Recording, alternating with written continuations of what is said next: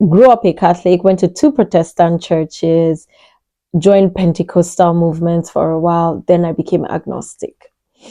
Now I'm back in church. I'm back in church and I joined Foundation School. It's a Pentecostal church. There's a class you attend while you're assimilated into the church. It's called Foundation School. So I went to the Foundation School, and one of the requirements was evangelism, like go out and share the good news. This is why I give you like the whole background, because this is where it gets interesting. Now, when I was a Catholic, I was a part of the Legionaries, and Legionaries, we do evangelism, depending on where you are assigned to. So you can do evangelism, you go to hospital visits, you go to house visits, you clean the church. There are so many things that you would do.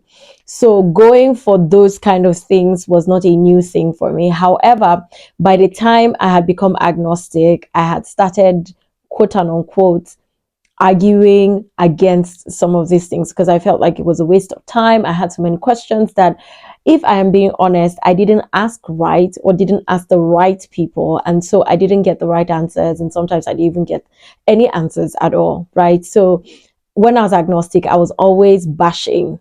I was bashing, some men of God. I was bashing some systems. I was bashing a lot at that time, because I had left the church. Right? I had left the church. I had become agnostic. And so this was me now preparing to go out, to go and talk to people about God, about who he is and what he means to me. One of the things that I've learned, and this is a side note, one of the things I've learned about evangelism is to speak from experience, is to talk about who God has been to you, because he reveals himself to us in dimensions and in stages. So at any point that you want to talk to somebody, talk about God at that place where you are experiencing him. Anyways, so this is me going out. And I go there, and the first person is a young girl like me, younger, being saucy. And I'm like looking at myself in the mirror. And I tell her my story. I tell her that I have been there, and I don't know exactly what her being there is, but I've been at that point where I was questioning so much and I didn't get answers, and I felt like throw the baby with the bath water. And at the end of the day, I don't think she heard me, or I don't think she did, but she was gracious enough to give me her time, right? And why am I sharing this? It's because it feels like starting over.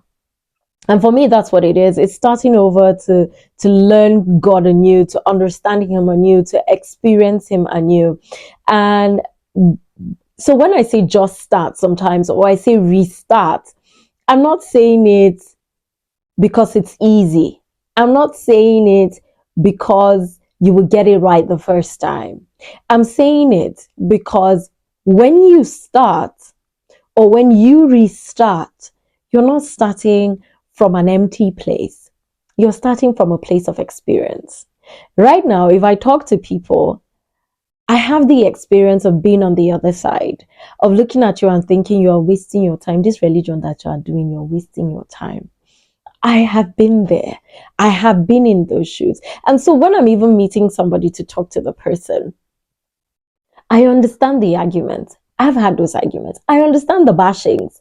I've bashed people too. So when you start or restart, you're not starting from an empty place. You're starting from the place of experience. And it may not be easy, because it looks like you're starting on an opposite side. Because I used to be the one, that people will come and talk to, and you get tired of them and you want to leave. But now I am coming from the opposite direction, where I am talking to people now about the importance of embracing Christ, about the importance of giving God the heavy loads for him to carry, and it's such an experience. It's been such an experience. And so, yeah, just start. You will fall forward. You will learn on the way. You would find the resources that you need. It's in the place of starting. If this comes across your timeline, this is your sign to start what it is that you wanted to start. Forget the fears. Even for people like us that have done it over and over and over again, there is still that initial fear that comes. So start, restart. You will learn on the way. Fall forward. You will learn on the way. I hope this helps you. Send this to somebody that you feel needs that nudging to start again.